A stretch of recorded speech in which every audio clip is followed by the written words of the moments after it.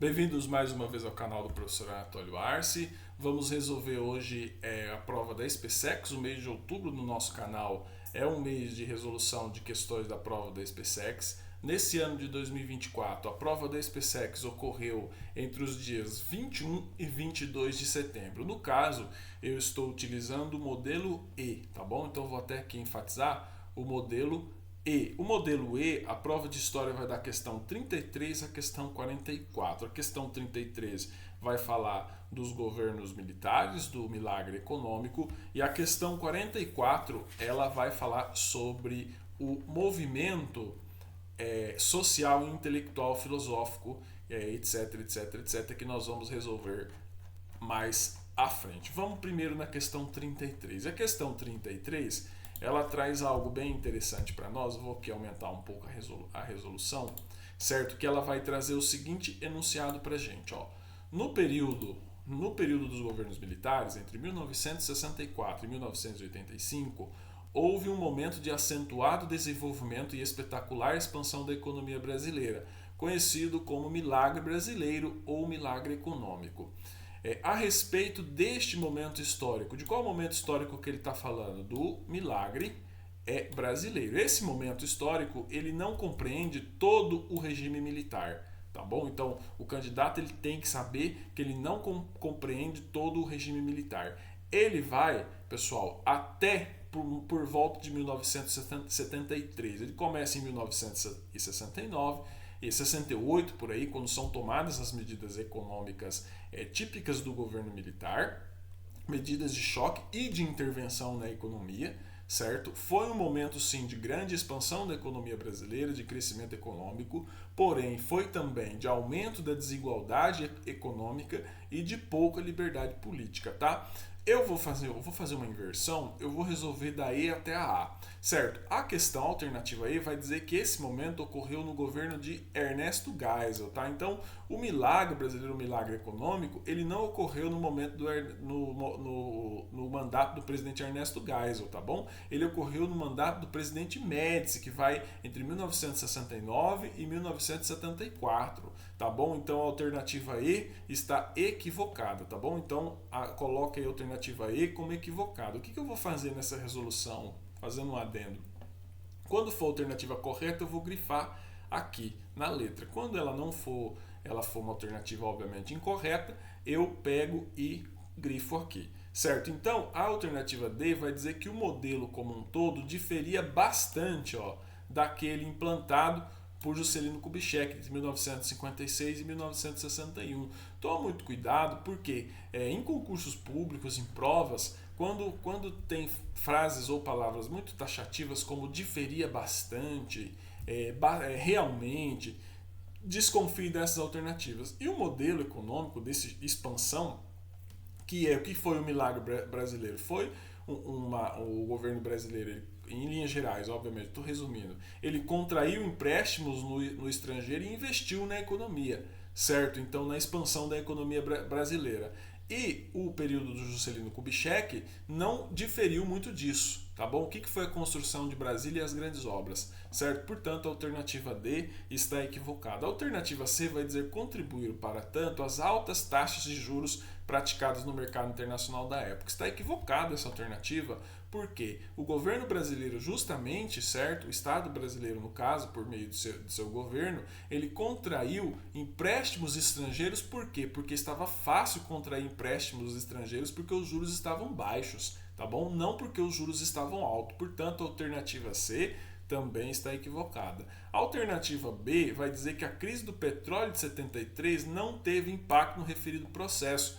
Corram dessa alternativa, porque o milagre econômico brasileiro, esse momento de expansão que os historiadores chamaram de milagre econômico brasileiro, ele começa a perder força, começa a ruir esse modelo com a crise do petróleo de 73. É o começo do fim do milagre econômico brasileiro, certo? O que estoura em 79, né, quando os militares já chegam ali num momento bem difícil, certo? No governo do presidente no governo do final do presidente Ernesto Geisel, no final do mandato do presidente Ernesto Geisel, certo? Portanto, a alternativa B está equivocada. E a alternativa A vai dizer que deveu-se em grande parte ao ingresso maciço de capitais estrangeiros atraídos pela estabilidade política promovida pelos governos militares. Correto, certo? O capital internacional na época, lembrando que nós vivíamos o tempo da Guerra Fria e o Brasil era visto como um aliado dos Estados Unidos naquele momento histórico,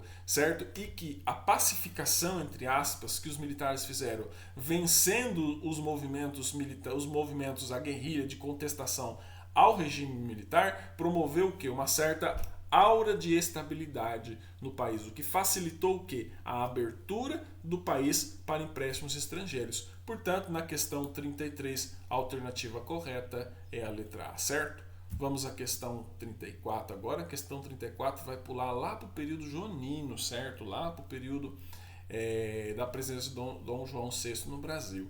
E vai dizer o seguinte, ó, o período joanino refere-se ao momento da história da colonização do Brasil, marcado pela presença da família real no Brasil, de 1808 a 1821. Em 1821, o rei Dom João VI, pressionado pelas cortes portuguesas, optou por retornar a Portugal, deixando seu filho Dom Pedro como príncipe regente do Brasil. Relativamente ao período em questão, o que ele está pedindo? Ó, relativamente ao período em questão. Qual o período? O período joanino, certo? Entre 1808 e 1821. Assinale a alternativa correta. A alternativa A vai dizer o seguinte, ó, com a elevação à categoria do Reino Unido a Portugal e Algarves, lembra que Dom João VI, quando ele chega ao Brasil, ele eleva, para instalar uma corte aqui, ele eleva o Brasil da categoria de colônia para a categoria de Reino Unido a Portugal e Algarve, certo? A fim de legitimar a permanência do príncipe regente no território americano e permitir a participação portuguesa no Congresso de Viena. O Brasil, na prática, seguia como colônia de Portugal. Tome cuidado com essa alternativa, porque até aqui ela tá certo? Mais ou menos aqui, ó. Aqui, ó, quando ele fala que você eleva o Brasil para permitir a participação portuguesa no Congresso de Viena, certo? E que o Brasil na prática seguia como uma colônia de Portugal, a questão começa a ficar equivocada. Porque nem a presença de Portugal, a garantia da presença de Portugal no Congresso de Viena, nem existia, na verdade, esse Congresso de Viena, porque ele foi, nesse momento histórico, o Congresso de Viena foi viabilizado após a derrota de Napoleão, certo?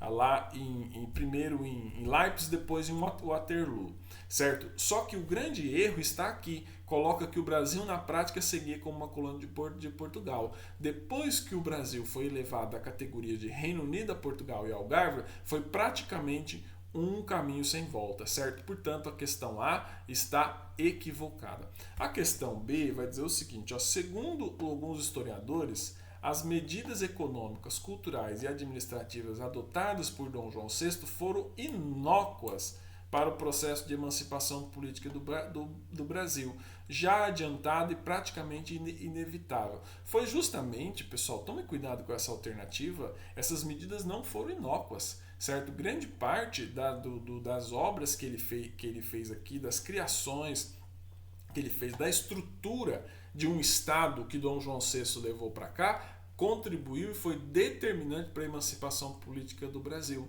Certo? Então, você dizer que as medidas econômicas, culturais, administrativas adotadas por Dom João VI elas foram inócuas, está completamente equivocada. Certo? Portanto, a questão B está equivocada. A questão C vai dizer que os franceses foram os grandes beneficiários da abertura dos portos, pois conquistaram o mercado brasileiro. Está equivocado. Os ingleses foram os grandes beneficiários da abertura dos portos, certo? Inclusive mais beneficiários do que comerciantes portugueses. Certo? Então essa alternativa ela está totalmente equivocada. A alternativa D vai dizer que quase 2 décadas depois da Revolução Pernambucana ocorreu a Conjuração Baiana, levante emancipacionista que foi violentamente combatido. Pelo contrário, pessoal, ao contrário, tá bom?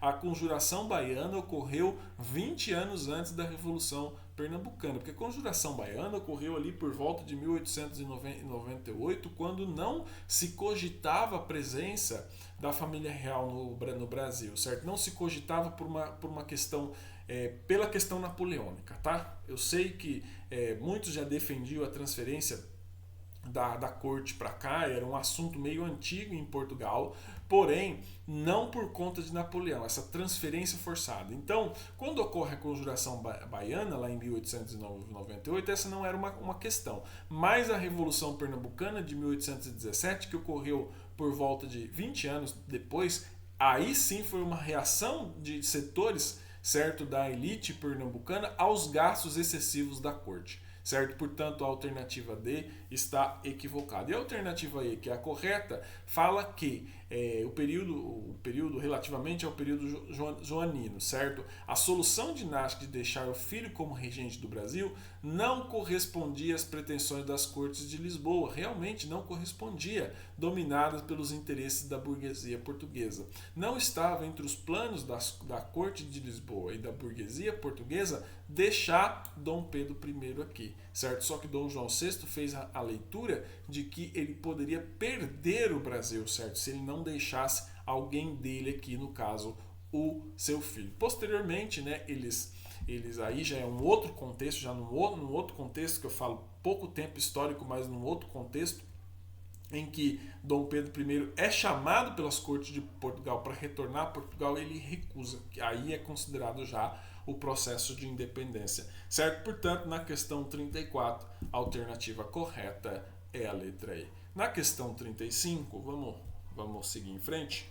Na questão 35 vai dizer o seguinte: a assinatura do Tratado de Versalhes, França, 1783, marcou o final da Guerra de Independência dos Estados Unidos da América. Não confundir o Tratado de Versalhes, esse de 1873, com aquele Tratado de Versalhes lá de 1919, na esteira do processo de término da Primeira Guerra Mundial, que são contextos diferentes, tá bom? Marcou o final da Guerra da Independência dos Estados Unidos da América. Reuniu-se então na Filadélfia um novo Congresso Continental para redigir a Constituição do novo Estado independente.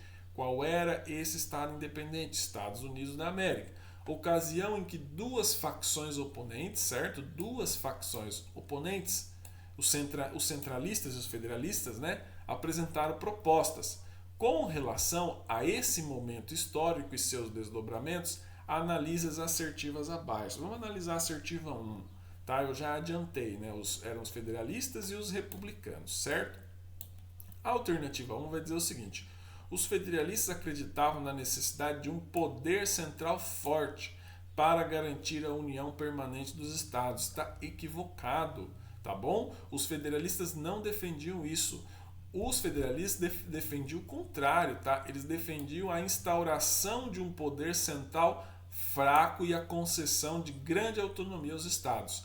Quem defendia essa parte aqui eram os republicanos, certo? Se está invertido aqui, certo? Então a 1 está equivocada, a assertiva 1 está equivocada e a assertiva 2 também, que ela está dizendo que os republicanos defendiam a instauração de um poder central fraco e a concessão de grande autonomia para os estados. Ao contrário, os republicanos acreditavam na necessidade de um poder central forte e os federalistas queriam um poder central fraco. Então, ambas estão equivocadas. Certo? Vamos analisar a assertiva 3 e a assertiva 4.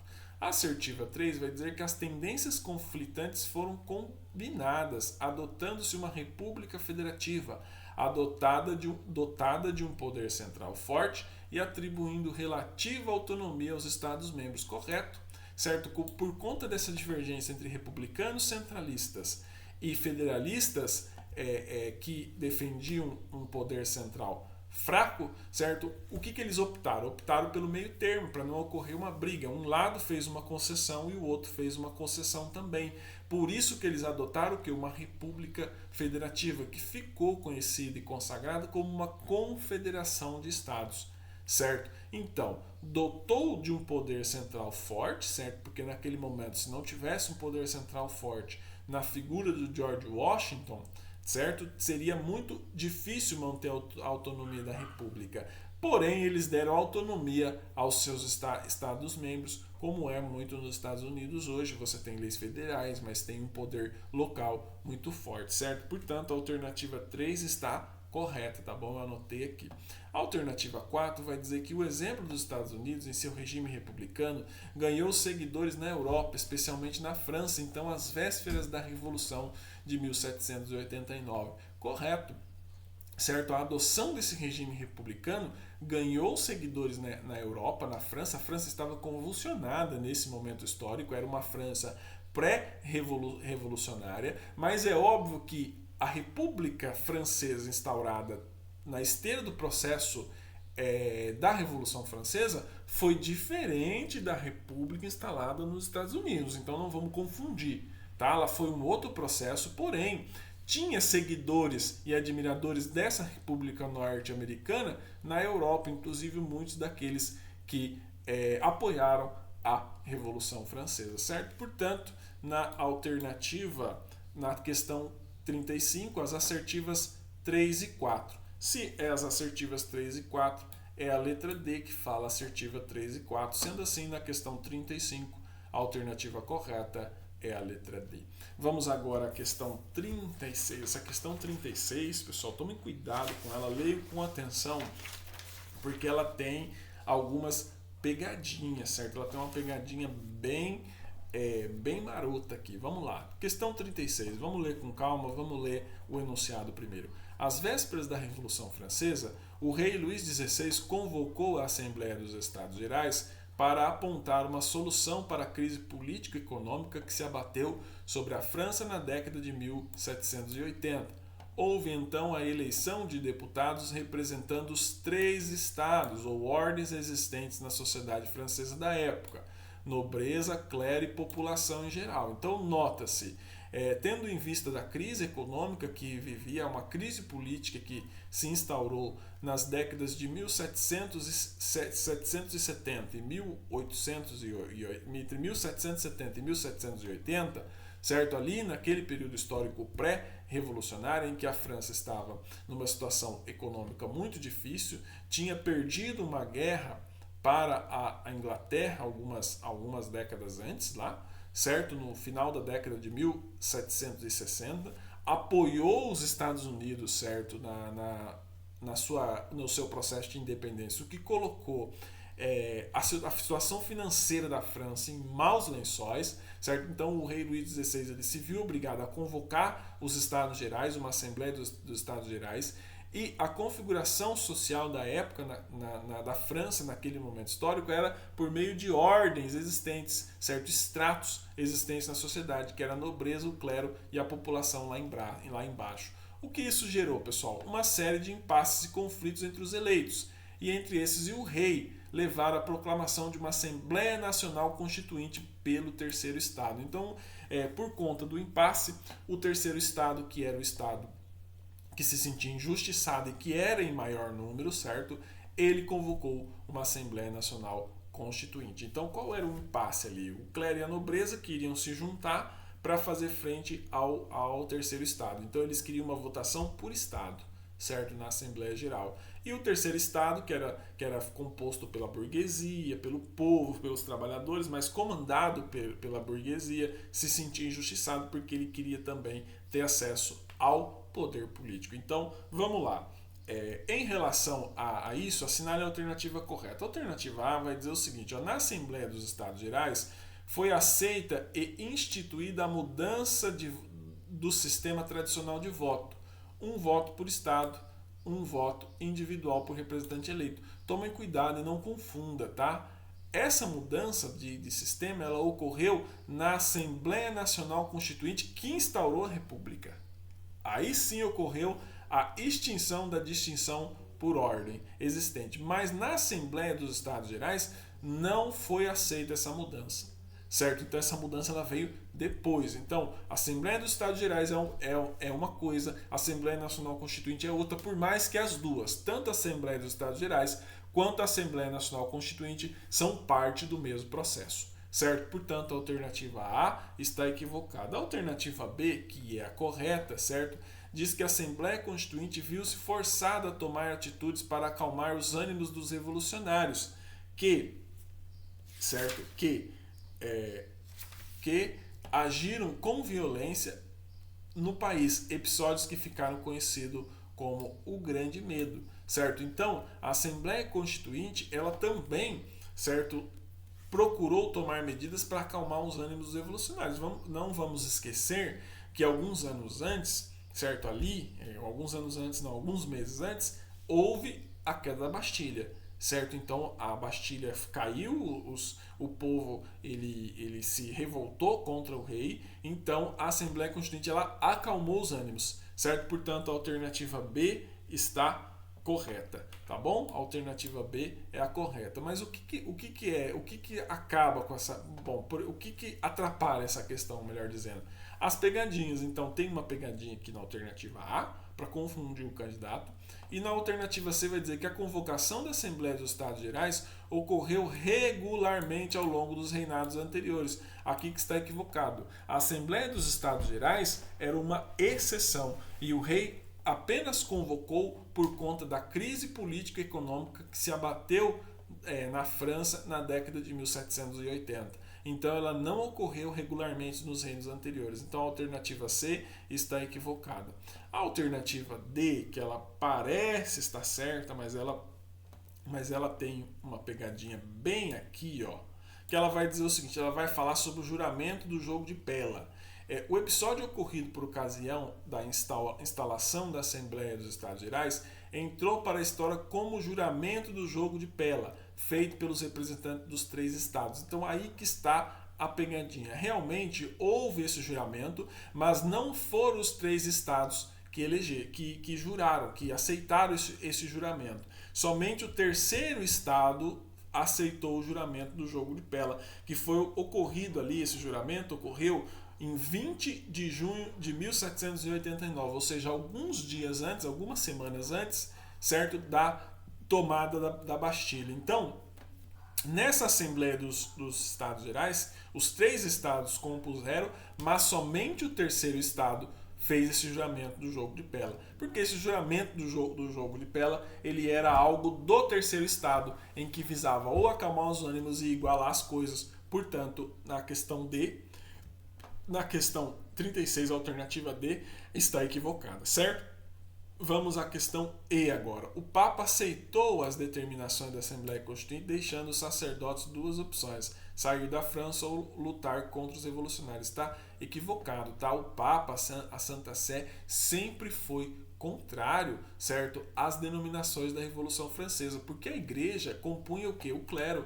Ela compunha o 2º estado, ou seja, ela era um extrato dentro da sociedade francesa, da sociedade europeia, e que tinha seus privilégios que os desdobramentos da Revolução Francesa, que era igualar as pessoas, igualar no sentido do extrato, não do sentido econômico, tá? Era algo que a Igreja não queria. Então, o Papa não aceitou essas determinações da Assembleia Constituinte. Portanto, na questão 36, a alternativa E também está equivocada. Sendo assim, na questão 36, a alternativa correta é a letra B. Certo? Vamos lá. A questão 37. A questão 37 é muito fácil. Ela vai trazer o seguinte enunciado para nós, ó. Apesar do poder da Igreja ao longo da história, nem todas as pessoas seguiam rigidamente suas doutrinas. Beleza. Os grupos que se desviavam dos ensinamentos católicos eram perseguidos pelas autoridades religiosas. Perseguidos pelas autoridades religiosas, tá? Acusadas de praticar heresia. Um dos principais marcos no combate às ditas heresias foi a instituição em 1231 pelo Papa Gregório IX do Ondas, certo? O que foi instituído em 1231, tá bom? O que das alternativas aqui, qual que pode mais ou menos enganar, certo? A alternativa B pode enganar, porém, pessoal, raciocinamos, em 1231 as cruzadas já haviam passado, certo? Já haviam ocorrido todas as cruzadas, então ela está fora do momento histórico, certo? E ele está falando de autoridades, ensinamentos católicos perseguição de autoridades religiosas contra pessoas acusadas de praticar heresia. Então você está falando de perseguição e heresia, nós estamos falando de tribunais. Então, um dos principais marcos foi a instituição do Tribunais da Santa Inquisição, certo? Portanto, não é teocentrismo cultural, não é celibato clerical, que já havia sido instituído, não é clero secular. Sendo assim, na questão 37, a alternativa correta é a letra I, certo? Vamos lá, questão 38. Questão 38 a SpaceX é assim, você vai para a Idade Média, volta para a Idade Contemporânea, vai para a história do Brasil e é assim mesmo. Vamos lá, questão 38. Ao término da Segunda Guerra Mundial, a Coreia, dominada pelo Japão durante o conflito, foi dividida entre norte-americanos e soviéticos, usando-se do limite geográfico do paralelo 38, tá? Norte, linha divisória traçada durante a guerra para forçar os japoneses a lutar em duas frentes, tá? Até hoje as duas Coreias estão divididas pelo paralelo 38, tá bom?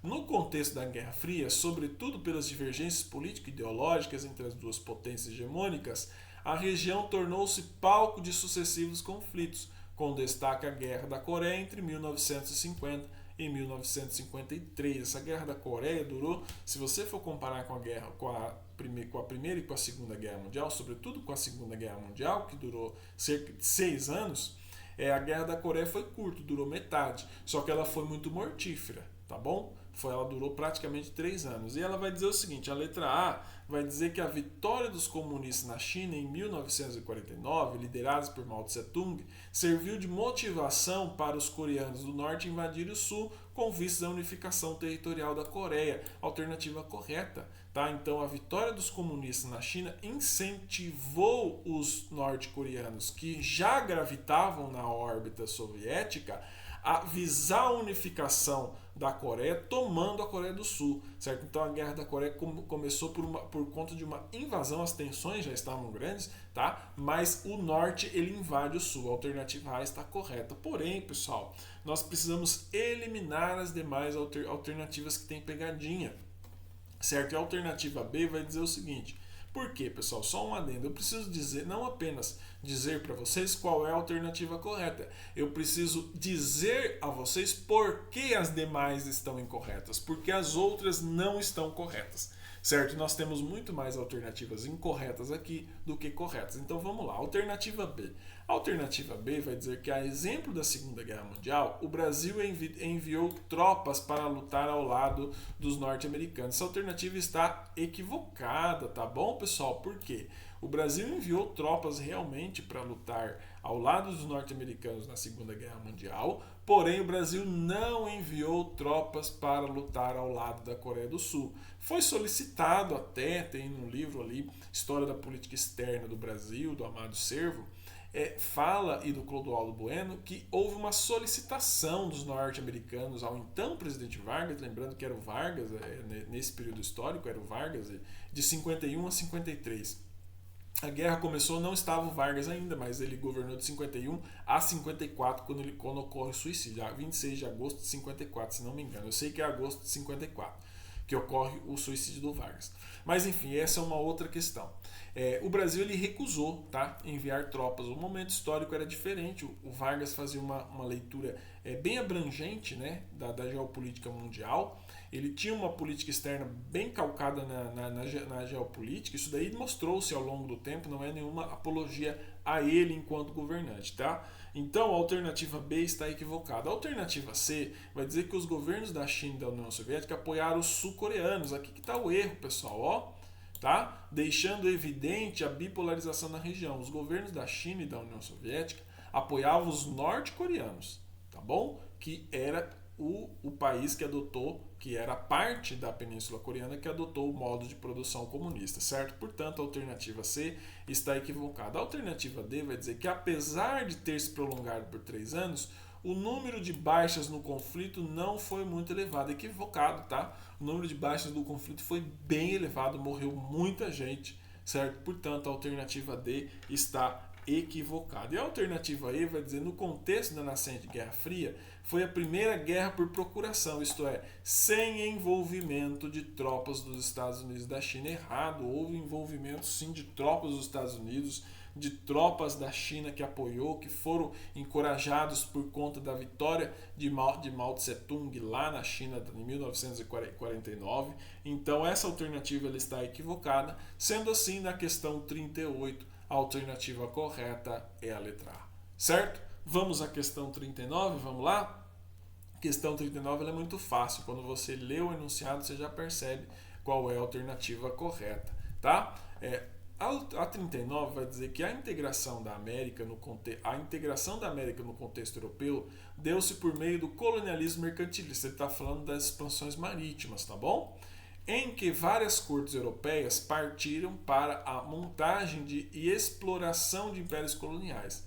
Estabeleceu-se um conjunto de normas que regulamentava as relações entre colônias e metrópoles, chamando por muitos historiadores de essa questão ela não tem o que conversar, é pacto colonial, certo? Quando está falando de normas que regulamentam relações entre colônia e metrópole, é o pacto colonial, não é aculturação forçada, não é choque de civilizações, não é colonato, não é contrato social, certo? É pacto colonial. Então essa questão ela é básica, ela é muito fácil, portanto na questão 39 a alternativa correta é a letra C. Vamos à questão 40. A questão 40 vai dizer o seguinte: o estopim da Primeira Guerra Mundial foi o assassinato do arquiduque Francisco Ferdinando, herdeiro do trono austro-húngaro e de sua esposa em Sarajevo, na Bósnia. Em razão da política de alianças da época, isso causou a entrada de diversas nações no conflito. Posteriormente, no caso ele está falando aqui, ele não fala, mas foi em 1917, o governo brasileiro declarando guerra. A Alemanha foi o único país da América do Sul a entrar efetivamente no conflito por meio de. Então vamos lá, pessoal, não confunda a Primeira Guerra com a Segunda Guerra. Então, na Primeira Guerra, não houve o envio de uma força expedicionária brasileira com cerca de 25 mil homens. Essa força expedicionária brasileira foi enviada na Segunda Guerra Mundial. Portanto, pessoal, a alternativa A está equivocada, tá bom? A alternativa B vai dizer que o Brasil cooperou com tropas portuguesas. Equivocado, tá? Sempre esse ranço do Brasil com Portugal durou muito tempo, esse ranço militar. Então nós estamos falando de um período em que a independência não tinha completado 100 anos ainda. Estava em vias de completar, mas não tinha completado 100 anos ainda. Então a alternativa B está equivocada. A alternativa C vai dizer o envio de viaturas militares e material para artilharia. O Brasil, pessoal, não estou desprezando o nosso país, mas o Brasil não era, gente, uma potência militar. Então, por que ele ia enviar viaturas militares e material bélico de artilharia? Será que os europeus estavam precisando, no caso os norte-americanos?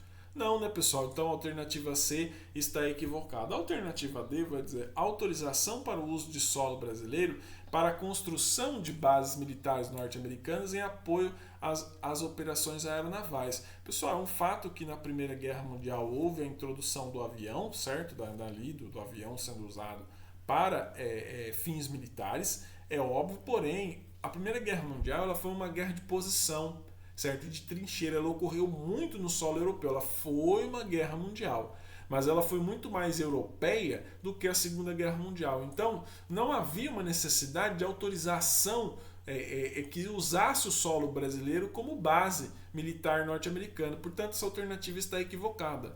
E a única que sobra, que é a alternativa correta, é a alternativa E, patrulhamento naval do Atlântico Sul e o envio de médicos e aviadores à Europa. Então, a participação do Brasil na Primeira Guerra Mundial, ela ficou restrita a esse patrulhamento naval do Atlântico Sul e o envio de missões médicas e de aviadores à Europa. Lembrando que isso foi um pouco restrito, porque no Brasil, o Brasil ainda não tinha uma força aérea, certo? Então a força aérea só é instituída em 1941, já na era Vargas. Então, nesse momento histórico, você tinha aviadores, mas não uma força aérea. Portanto, a alternativa na questão 40, a alternativa correta é a letra E, certo? Vamos agora à alternativa, a questão 41, tá bom? A questão 41 ela tem uma pegadinha aqui. Ao longo da história, houve diversas divisões entre os seguidores do cristianismo católico. Isso é um fato. Uma delas espalhou-se por diversas regiões da Europa Ocidental, dando origem a correntes locais, como, por exemplo, os huguenotes na França, os puritanos na Inglaterra, tá? Os huguenotes na França, os puritanos na Inglaterra e os presbiterianos na Escócia. Trata-se aqui nós estamos falando o quê? Do processo que começa ali em 1517 com a Reforma Protestante, com o luteranismo, com Lutero, mas ele foi um processo mais amplo do que Lutero. Quando você fala da Reforma Protestante, da divisão do cristianismo certo? Na Europa dos séculos 16 e 17 é algo que vai além de Lutero, certo? Então, não pense, porque o que acontece? O luteranismo, a doutrina luterana, por mais que ela tenha tido o seu valor, óbvio, quem espalhou mesmo foi a reforma calvinista, certo, pessoal? Então, não foi a contra-reforma católica, deixa eu voltar aqui um pouquinho, não foi a contra-reforma, certo? Não foi o anglicanismo, tá bom? Nossa, deixa eu ver aqui. Não foi o anglicanismo, não foi a cisma do Ocidente, não foi o luteranismo, tá certo? Porque a doutrina, a reforma luterana, ela foi importante, mas ela se restringiu muito à Alemanha. Agora o calvinismo não, a reforma de Calvino ali, de João Calvino, atingiu o quê? A França, atingiu a Inglaterra, atingiu a Escócia, atingiu a Holanda, sobretudo, não coloca aqui, mas foi também. O calvinismo tornou-se forte lá também e criou-se o quê? Correntes locais de protestantismo, que é o caso dos huguenotes, dos puritanos, dos presbiterianos e outros. Sendo assim, na questão 41, a alternativa correta é a letra C. Certo? Vamos agora à questão 42, que é a antepenúltima questão, tá bom? Vamos lá. A participação do Brasil na Segunda Guerra Mundial, ao lado dos aliados, criou uma situação insólita. Combatia-se o fascismo na Europa, enquanto no Brasil mantinha-se um regime ditatorial, o Estado Novo, inspirado nesse mesmo fascismo. Então essa leitura, pessoal, na época, muitos críticos diziam que era uma incoerência, né? O Brasil, ele lutar pela liberdade lá na Europa e não ter liberdade aqui, certo? Você tem um regime que era inspirado no fascismo. Mas essa leitura se tornou mais popular após o fim da Era Vargas, tá, pessoal? Então a questão ela tá sendo um pouco assim cronologicamente distante, ela está destoando um pouco. Está dizendo o seguinte, ó, Getúlio Vargas, percebendo que a redemocratização do país seria inevitável, tomou uma série de medidas na tentativa de manter-se no poder. Isso é verdade, ele tomou uma série de medidas para se manter no poder, mas não conseguiu. Relativamente a esse momento histórico, analisa a assertiva abaixo. Vamos lá. A alternativa 1, vamos ver a 1. A 1 vai dizer o seguinte, ó, muitos acreditavam que o retorno dos pracinhas da Força Expedicionária Brasileira aceleraria o processo, pois após derrotar a ditadura na Europa, completaria o trabalho fazendo o mesmo no Brasil. Essa alternativa está correta, pessoal, por mais que pareça estranho, certo? Muitos acreditavam que o retorno dos soldados brasileiros, eles iriam o quê? Inspirar os soldados brasileiros a derrotar Vargas aqui dentro, ou seja, eles iriam lá derrotar o fascismo e o nazismo na Europa, iriam tomar consciência, muitos diziam isso, pessoal, iam tomar consciência aqui no Brasil para tomar e se desfazer de Vargas. E o exército usou desse sentimento para retirar o seu apoio ao Getúlio Vargas, certo? Então, a asserção 1, ela está correta, certo, pessoal? A asserção 2 vai dizer o seguinte, a assertiva 2, melhor dizendo, apesar da violência com que a ditadura os tratou, Luiz Carlos Prestes e o Partido Comunista Brasileiro apoiaram Vargas seguindo orientações de Moscou. Tomem cuidado, essa alternativa está correta, tá, pessoal? Então, por mais o Luiz Carlos Prestes, depois em várias entrevistas, ele explicou isso daí, por quê?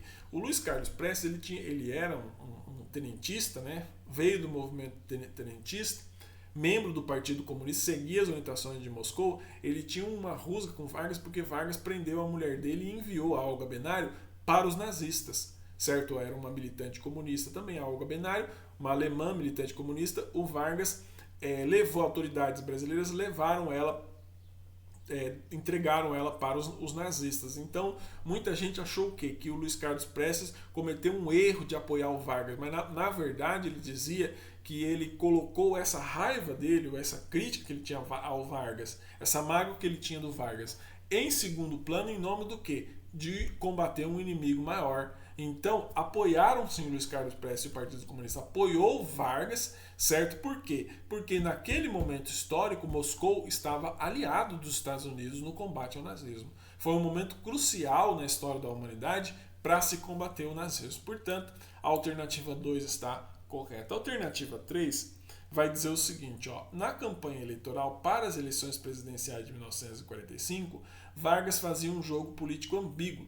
apoiava o general Eurico Gaspar Dutra, mas também estimulava o movimento popular que pedia sua permanência no poder. Essa alternativa está correta, pessoal. Esse movimento, né, que popular, que queria a permanência de Vargas no poder, era chamado de queremismo, certo? O queremismo do queremos Vargas. E a alternativa 4 vai dizer o termo queremismo era derivado dos gritos queremos democracia. Não era, tá? Era do queremos Vargas, dos grupos populares contrários ao Estado Novo. Pelo contrário, dos grupos populares admiradores do Estado Novo, certo? Portanto, a alternativa 4 está a asserção 4, ou assertiva 4, está equivocada. Estão corretas as assertivas 1, 2 e 3, sendo assim, tá? A alternativa C está indicando, sendo assim, na questão 42, a alternativa correta é a letra C. Vamos agora à questão 43. Questão 43 vai dizer: na Europa e nas Américas do século XIX, houve grandes transformações econômicas, políticas e sociais, acompanhadas por doutrinas e teorias que buscavam ou justificar e regular a ordem capitalista burguesa ou condená-la e reformá-la, pessoal. Vários movimentos de inspiração liberal, nacionalista e socialista, ou mesmo anarquista, desenvolveram-se nessa época, pessoal. Então, não confunda liberalismo, nacionalismo com socialismo e com anarquismo, tá bom? Relativamente ao assunto, assinale a alternativa correta. Vamos lá. A alternativa A vai dizer que há um processo permanente de transformação pelo confronto de forças contrárias e que promove mudanças na realidade, dá-se o nome de socialismo. Pessoal, tome cuidado, tá? O socialismo não é basicamente isso, tá?